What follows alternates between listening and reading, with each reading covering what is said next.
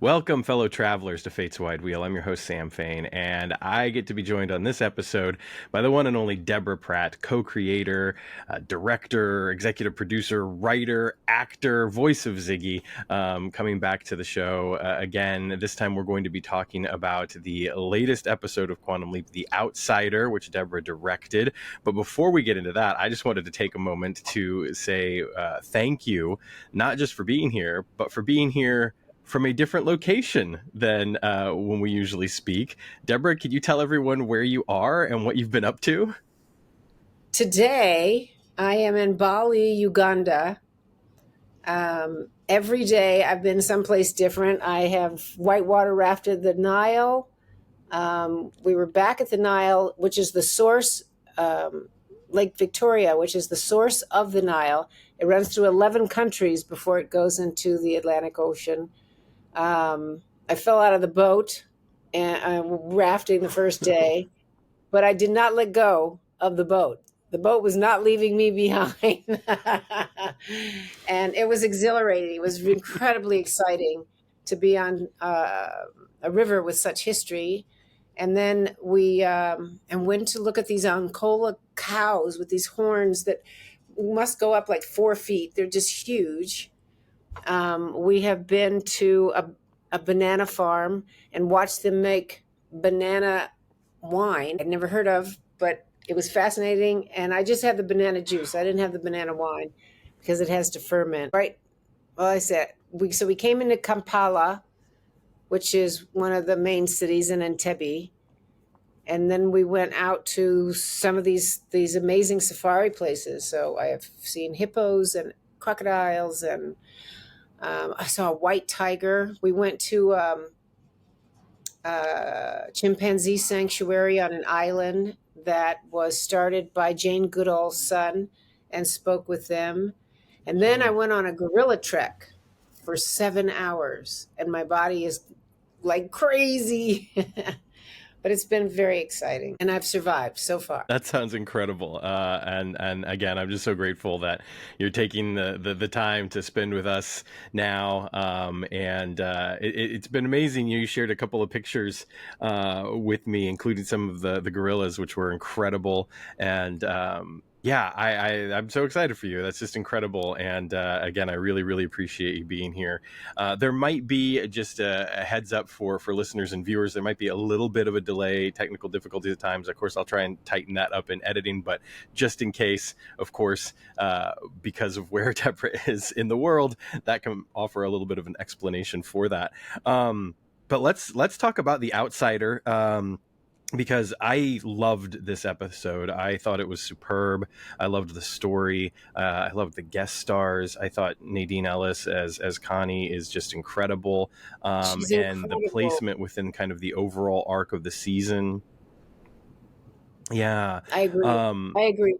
So can you talk a little bit about what your initial thoughts were once you got the script and knew you'd be directing this episode? Well, I have to say that when I read it, I thought two things. I thought, oh, this might be an opportunity to do this as a comedy. You know, we really haven't done that much on the show. And then Marguerite, who co-wrote it with Rami, said, no, you have to think Michael Clayton. And I went, oh, cool, a thriller. So at one point, I had all this action stuff and we were designing, and then of course it's the end of the season, so there's never enough money to do anything. So I said, well, let's just do, tension. Let's just set it up so that there's a whole tension. And I had these incredible actors to work with, like you said, Nadine Ellis and Charlie Bowden and Matthew Podkamp, and John Marshall Jones was a treasure. He was one of the ones that made me feel like I wanted to go down this comedy path. But once I got into the drama of it and the drama of what her character, what Nadine's character was telling about being, a woman who had her career taken from her and was trying to recreate herself. And it played so much in parallel with what Ben was going through, and and then I had this opportunity with he and Addison really working together as a team. And so I really felt as a director, I wanted to set up a moment for everybody, both in the present and in the past, to have these incredible moments of drama, performance. And they were all great actors. And having been an actor myself, I speak actor very well, I think. And I felt I was able to draw out of each of them really some really great performances. I think everybody stepped up to the plate and hit a home run. We said goodbye to Tom. This hasn't aired yet, right? Or this has That's okay. aired. Yeah, by the time people see it, it will have aired. Okay. Magic and his moment. Certainly Ian, they have their incredible moment. Everybody gets to be truly dramatic, which I don't think we see enough of on the show. And so I went for it. And I think it played classic Absolutely. Quantum Leap. We were only missing a kiss with history. Right. I agree with you. I think it paid off. And I will say that I thought you did get some wonderful moments of humor in the episode as well, in spite of having, a heavier episode overall. And it felt very, the Leap story obviously felt very, classic Quantum Leap. I could have easily pictured an episode like this in the classic series. And the amazing thing is that it was still able to have this incredible HQ story that, for the first time in a while, did not necessarily run completely parallel to the Leap story, was not completely invested in the Leap story. It was its own story in a lot of ways, and it paid off a lot of stuff that's been set up over the course of the season. I agree with you. The scene with Ian and Tom was wonderful, and getting to see Mason, have the chance to really just go all out in their defense of what they had done and their, investment in Ben's return home was also a high point for me. So one of the things that I wanted to ask you is, when you come to an episode like this and you know that there's going to be payoffs for the season and ramifications for things that have been happening for the past 10 episodes, is the approach any different, knowing that you're kind of doing some of this storytelling that takes place over the course of multiple episodes within your episode? Or is it still just, I'm directing a story, I'm telling a story, and this just happens to be a part of the story that I'm telling? Well, no, and that's the big difference between the original show and this show, in the sense that you get to be in the present with these people. Al would come in and talk about the fact that they're going to take the program away from him. In this series, you get to see how the threat of what's happening in the present and the danger of losing control of Quantum Leap is unfolding. So I find that in the storytelling, you want to be able to just balance it. So it's almost like doing two television shows at once, especially from a writer's point of view and definitely from the director's point of view. And to find out how to keep the tension going, to keep the drama going throughout as you switch back and forth from what's happening in the present to what's happening in the past. Does that answer your question? Yeah, absolutely. It really does. And I think, to add on to that just a little bit, we of course get to spend some time with Gideon Ridge, as played by the phenomenal James Fain. And you have that scene in the very beginning of the episode that really sets up the stakes, I think, for HQ and for the scenes that we're going to see following, in particular with Ian, and then, paying off at the very end with Magic. I would love to hear your take, just, as a producer, as a co-creator of Quantum Leap, as someone who clearly has so much investment in the show, in being able to tell a story like this, and seeing somebody like James Fain come in and having a character like Gideon Ridge, and just the implications of that for the storytelling, and then also specifically to the outsider, what that meant for your episode. He's a front-on threat. And I remember saying to James, who's a wonderful actor, I said, "You're a 16-year-old young man trapped in the body of a grown man, and you haven't grown up, and you won. You won the game. But play it for me from the boy who won the game. And actually he did one take that was so incredibly wonderful. And at the end of the take, you know, it was just too long.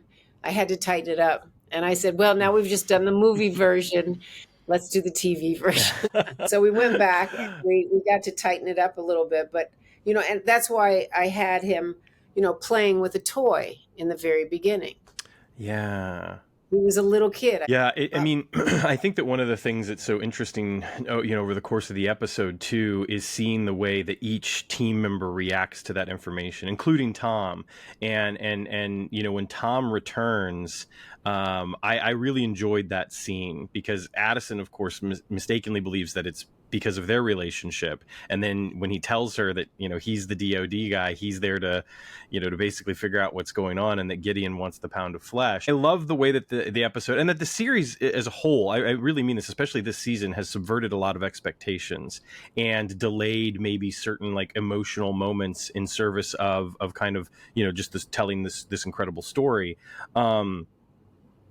Can you talk a little bit about the way that you know, yourself kind of frame the relationship between Addison and Tom, and how unique it is, especially to this iteration of Quantum Leap, to be able to explore a relationship like that, and, you know, just what it meant for this episode thematically to be able to kind of show the, I think I've lost this you, relationship. Sam.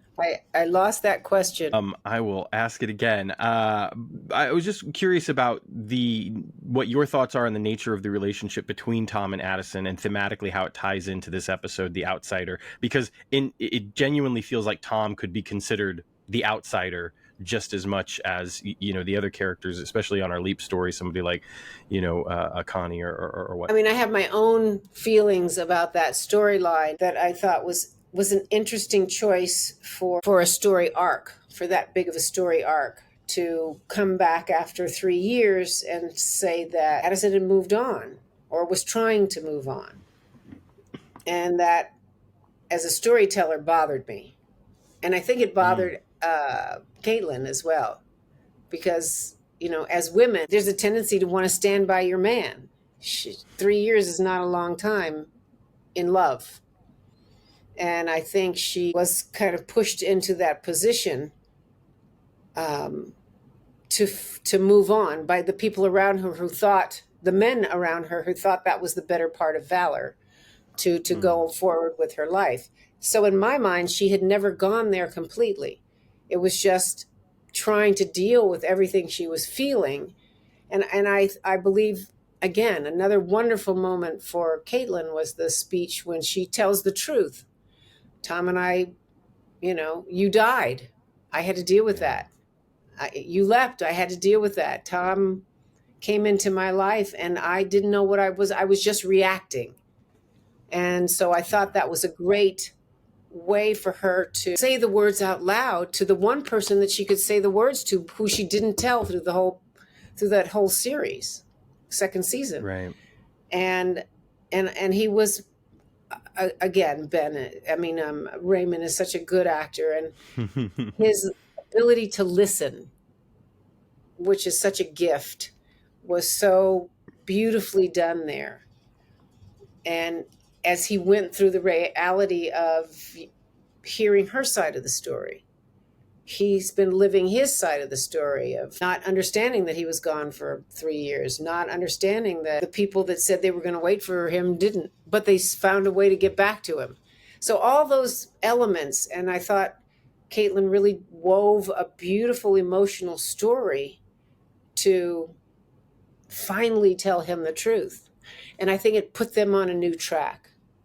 Yeah. And so I wanted to play the playfulness of them trying to solve this case together. And then the moment when he says, why didn't you ever tell me? How did I never know that you wanted to be a reporter? And she says, I can have some secrets. And I took that moment and played them reconnecting. And I thought it was really important for that to happen. And they deserved it. They really deserved to come back together. And I think in the beginning, the audience wasn't sure what to do with it because of the show. the original show, Sam was so alone out there. The idea of, other than Al, and Al was a unique character in that he was living his life and fighting for Sam, but he was also bringing the present day mentality along with Sam to the past, if you know what I mean by that. It was the ability to hold the mirror up and see what someone in the present feels like having to deal with the reality of the past.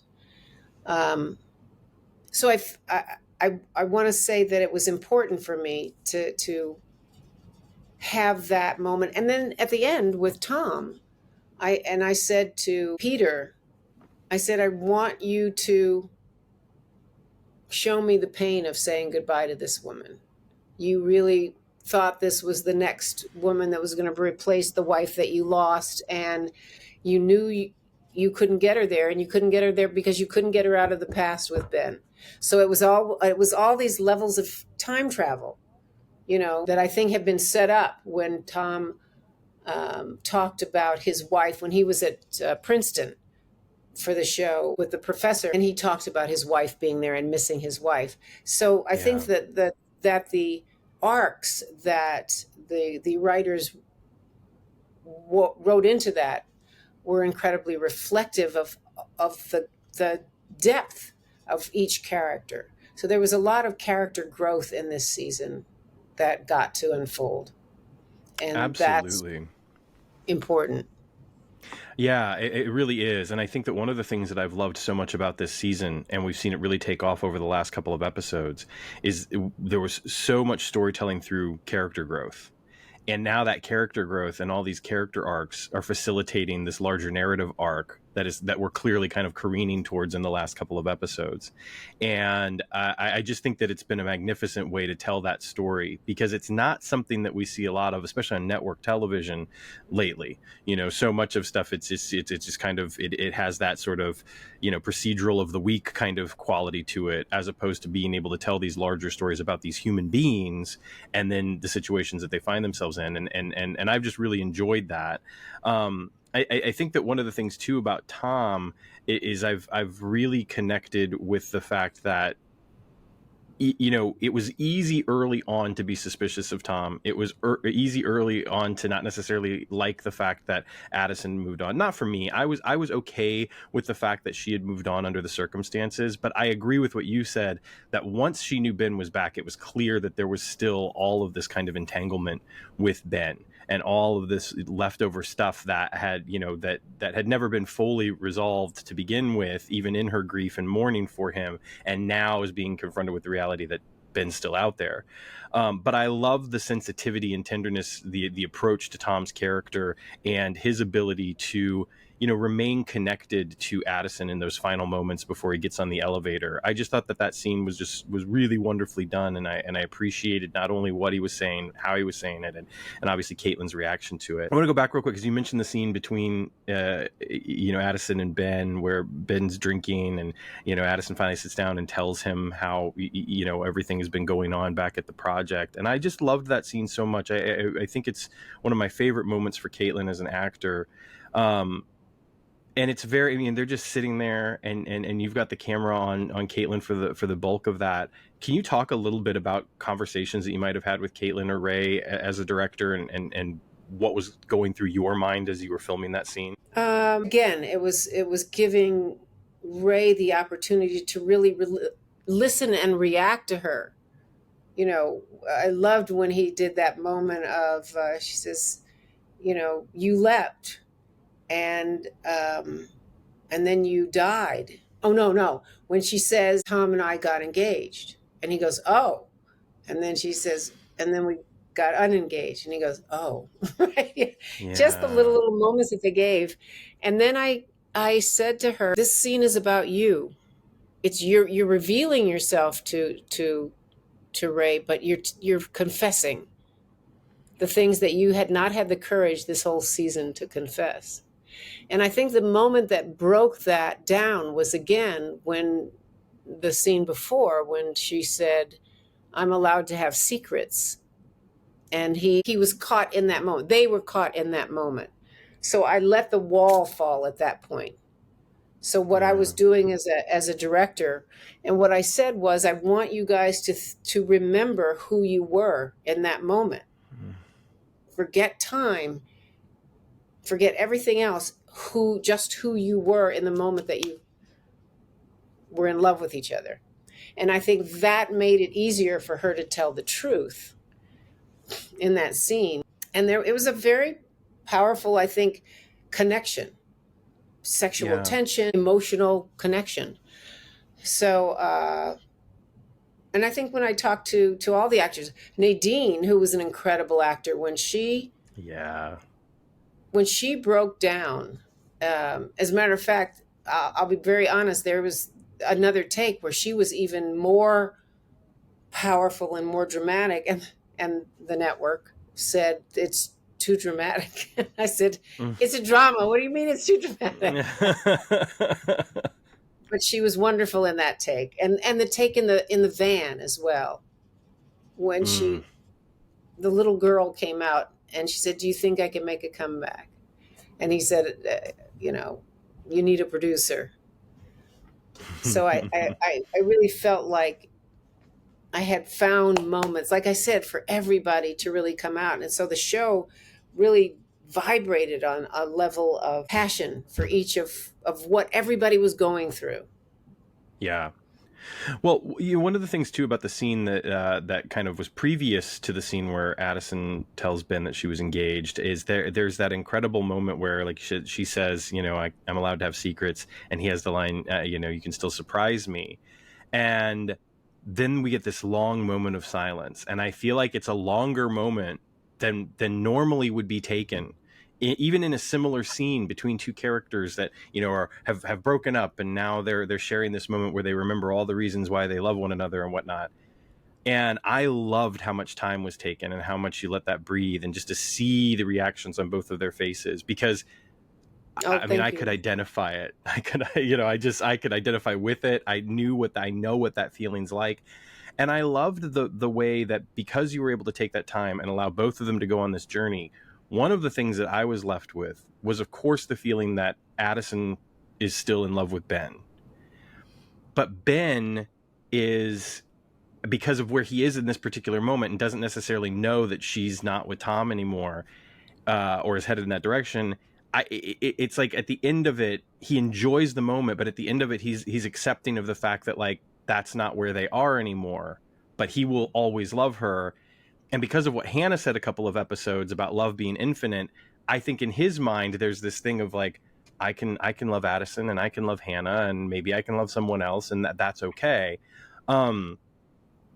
Can you talk about the decision to just to let that moment breathe for as long as it did, and what you were left with feeling, both as a director, as a producer, as a writer, someone who has so much invested in this show, because I felt like it was a very special moment.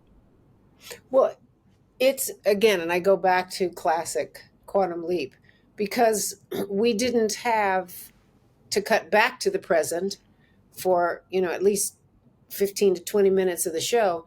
There was time for those things to be. You could sit with the performance, you could sit with an emotion. And I thought that was incredibly important. And so when I edited it together, I made sure that I built in double cuts so that you could sit as an audience, almost as a voyeur, watching two people reconnect with each other. So I wanted that. But you just don't get that on television generally. It's really just very fast paced, cut, go, move.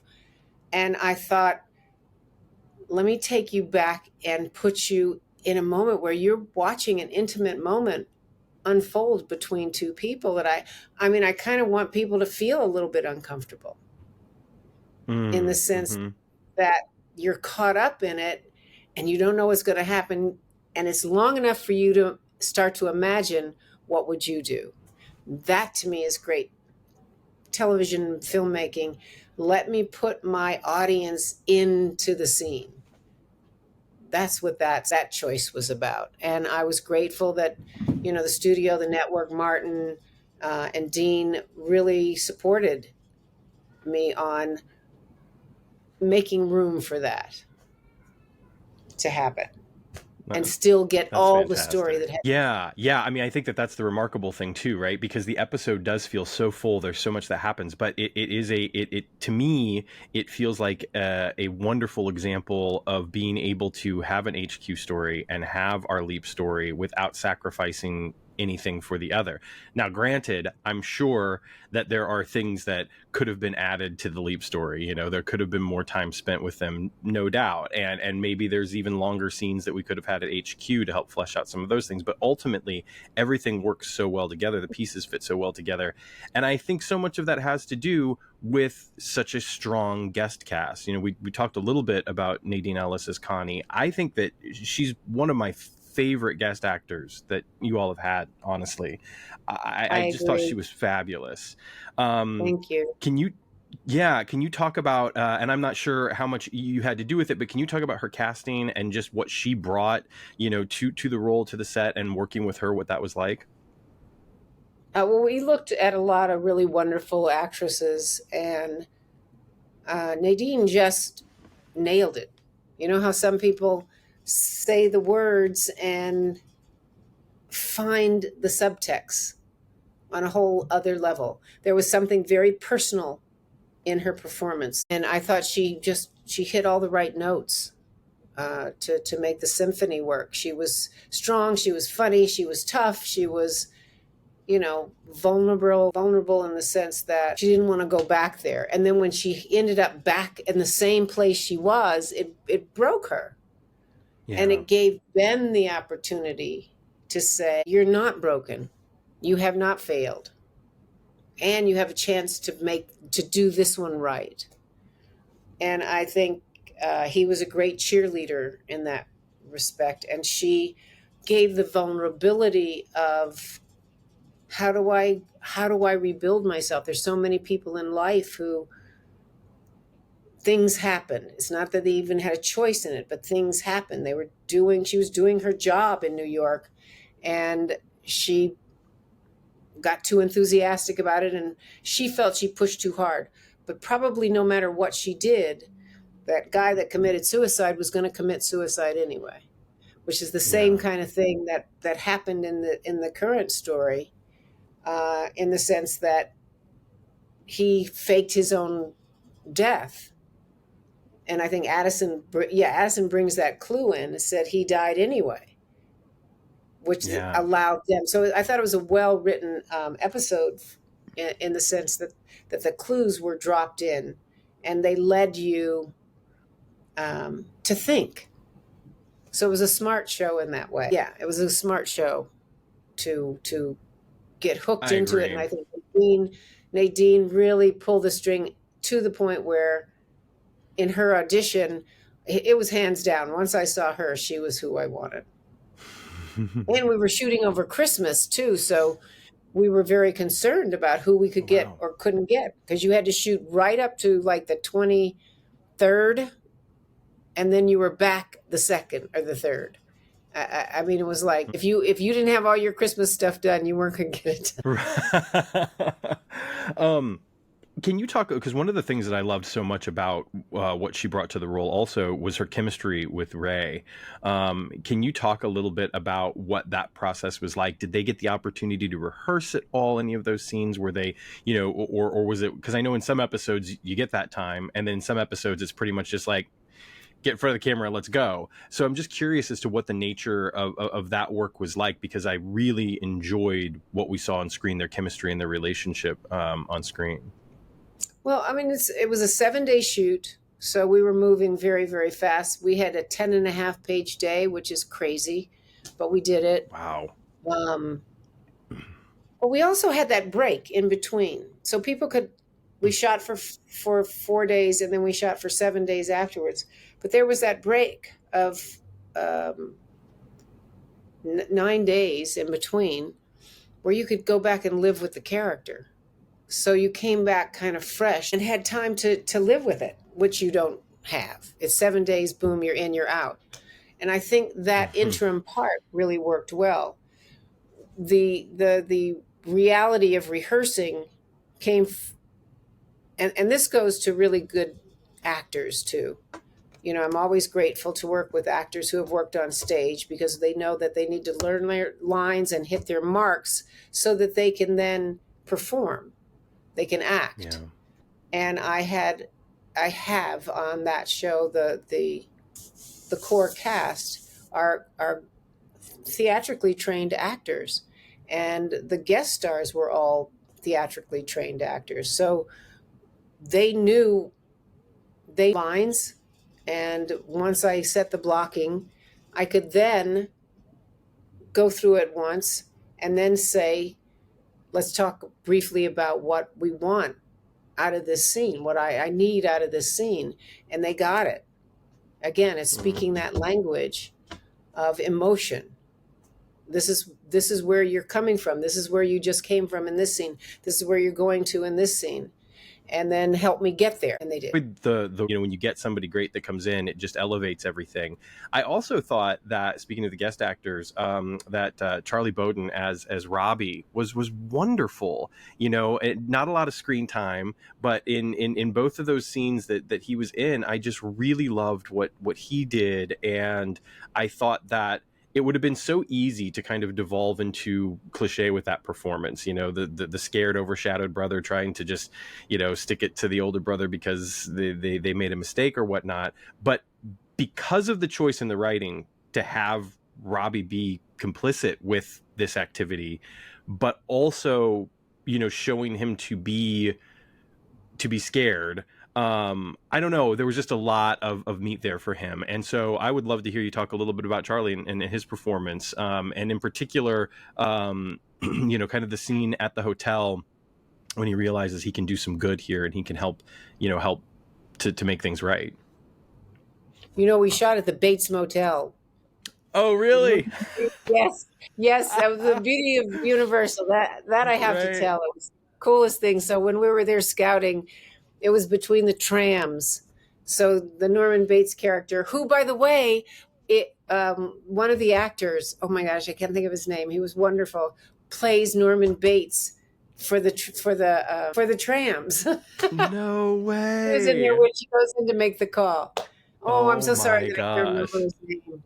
But he was kind enough to do that for us, and he was just very, very kind.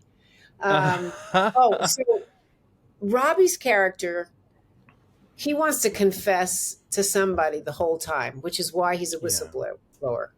And I said to him when we were sitting there, I said, this is your moment. And again, I went back to the child him. He's the younger brother who didn't get the attention. He was always in the shadow of his older brother. They did a hysterical bit between the two of them that some of it was so funny I couldn't use it. When we did the little commercial, this is the Denver that I go. And if you notice, he follows his brother. They were he was so good. Anyway, so I said to him, your mom has just busted you and you get to tell the truth. And he just melted. It was just, as soon as I said the words, he knew exactly who the character was. He knew exactly what I wanted. And he gave it to me. Yeah. And I said, this is your chance to be a hero. But mostly it's your chance to confess. All this stuff you've been holding in, nobody wanted to hear it. And now here's somebody who you feel you trust saying, okay, we can do this. Yeah. I like I said, I thought it was beautifully done. And again, to see an episode that I feel like was already very strongly written, to see it elevated by these actors was great too. And Matthew Holtcamp as the brother, as Chet, one of the things that I loved about Chet, and I think it came through really, really well during the interview scene, is that he wasn't a villain. Yes, he's doing some bad things, right? And I think that power has certainly corrupted him to a good degree, in this want of power and money. But he did not come off as this, what the phrase I always like to use, the mustache twirling villain, like you see from time to time. What kind of conversations did you have with him in kind of realizing the Chet character? I think we talked about the fact that he is willing to sacrifice to do the greater good, and he believes in this chemical, and the fact that it does malicious things to people, that it hurts people, is the price you've got to pay. And it's not that he's, cold-hearted. He really just feels like it's a necessary evil, if you know what I mean. Mm-hmm. So I thought that was an important story to tell. And he knows the truth. So he is a little bit of a bad guy in that sense. And he's willing to sacrifice it. It's why he signed that memo that said, it's cheaper to get this product out here than to pull it from the market and just pay the people that might, we don't know, get cancer from it. But care, and I can get rich and be powerful, and that's awesome too. So maybe I'll disregard some of the warning signs along the way. But it was very well done. And then of course the interview scene as a whole, one of my favorite things about the episode. And I felt like it was a wonderful callback to the classic series in a subtle way, if not intentional. Because there was that moment where Connie stops the interview, wraps everything up. Addison is giving Ben the wrap up and the rundown on what's going to happen afterwards. And then, of course, he asks what's going to happen with Connie. And Addison's like, see for yourself. And I love the decision to have her restart the interview, confront Chet. It all felt so genuine and honest. And again, I think it was a great piece of writing. But can you talk a little bit about if you even had to resist the urge, or if it just felt natural to you too, to make it bigger than maybe what it was? Because it felt so real, so genuine, and very grounded. It did not necessarily feel like, oh, now the big dramatic moment is coming and the confrontation is coming. It just played very, very honestly, and I really appreciated that. Oh, thank you. No, there was no temptation to do it because it was, again, her having the courage to do her job.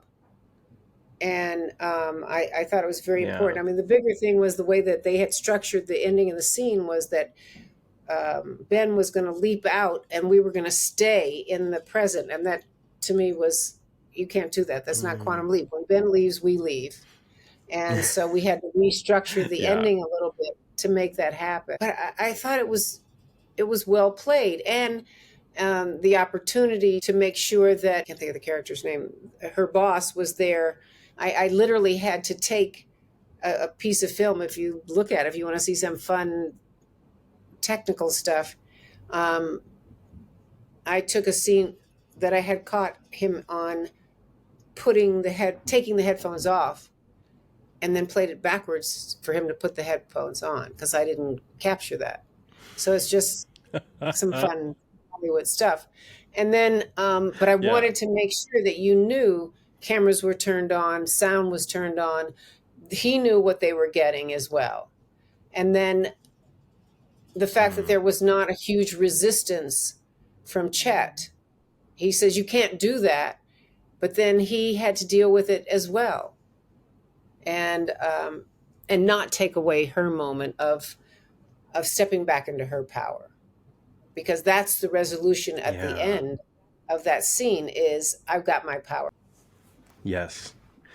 Well, that was one of the things that the episode as a whole had multiple moments, I felt like, of characters being able to kind of like, if not take their power back, at least have an incredible amount of agency that sometimes, just due to the nature of the show, we don't get to always see Ben take the initiative in every scene because sometimes he needs guidance, whether that's from Addison or from Ziggy or even the people that, are in the situation that he's left with or whatever. But in the course of this episode, seeing Ben and Addison have that agency to do the investigative work, to be journalists, to be investigative journalists was really cool. I really loved that. To see Ian, take their power and tell Tom why they did what they did and how they're not sorry for it, I thought was just wonderful. And again, to see Connie, take her power back and have that agency completely separate from any influence of Ben was really wonderful. And I always love that type of stuff. I feel like it's one of the things that makes the show just feel... It's not just a case of characters taking their power back, but it's almost like you get to feel some of that as well, as an audience member. And I think that that's an incredible feeling to just like to have that moment, kind of that. Yeah, I think it's important. It's important for the series, and I I really believe your Mac will sleep soon. It's supposed to be plugged in. Okay. Okay. Well, I was grateful in the finale. I mean, in the credits to also say a Yes. thank you and a goodbye to Matt. And I was so grateful that the studio backed me on making the request, and all the cast stepped up to say how important his contribution to Quantum Leap has been since he wrote those books. They have been my Bible of memory. Anytime over those 30 years, I needed to go back, and I'm glad he finished, the new books, and I will miss him dearly. I was privileged to hang out with him in London this summer, and he will be missed for sure. I just wanted to make sure I got that in before they cut me off, and to tell everybody to please come to warriorworld1.com. We finally got the digital version of the graphic novel out for Warrior One. I'm so proud of it. I'm still trying to figure out how to get the printed version of the novel out, and the absolute version. It's a real education to just go into a new medium of graphic novels, but what a blast I've had working with artists. And so Warrior One World, all one word.com. And I don't know when, like I said, we're going to have the physical books, but the digital ones went out. The digital assets went out. We had I had shot a film years ago with Troy Belisario and Mary Wells, and we did a anime overlay, and it came out really cool. So all those kind of things will hopefully be available, and we can check us out on Instagram and Facebook for Warrior One World, or for Warrior One. And I'm probably going to get cut off here because I can't figure out how to plug stuff in, these giant plugs that they have over here. But that's thank okay. you. I know. I thank you, Deborah, and I'm you did my work for me. I was going to ask you about Matt, and I was going to ask you about Warrior One, and mention that I had the chance to read the graphic novel, and I'm so grateful for the outpouring of love and gratitude for Matt. I miss him dearly. He was such a good friend, and I think unfortunately in some ways I didn't realize just how much of a good friend he was until he was gone, and how much he meant to me. But I love and miss him dearly, and I know you and I spoke, the day that we both found out about his passing, and I'm just so glad in a way that the dedication could come on an episode that you were involved with, and I know that it would have meant a hell of a lot to him. So thank you for that, and you got to read. You so much. I did. Yes, I did. I loved it. I know. Well, we should. What we should do is when you have more power, when you're not half the world away, we should have another conversation. We should talk more about that. And I would love to get your thoughts after it's aired. I'd love to get your thoughts on the finale and the season as a whole as well, because I know so many of the people that I speak to all the time, including Drew Lindo. Just always sing your praises and talk about how much it means to them that you're involved, that you're providing guidance, that you're providing feedback, that you're there. Whether it's the writers, the producers, the actors, everyone just loves and appreciates you so much, and so do I, and so does everyone, I'm sure, listening to this. So thank you so much. Absolutely, my pleasure. Sounds like a plan. Literally, you should see this thing flashing. I'm out. Safe travels. Thank you so much. And yeah, in the meantime, I will just say to everyone listening and watching, take care of yourselves, take care of one another, stay safe out there, and always leap responsibly.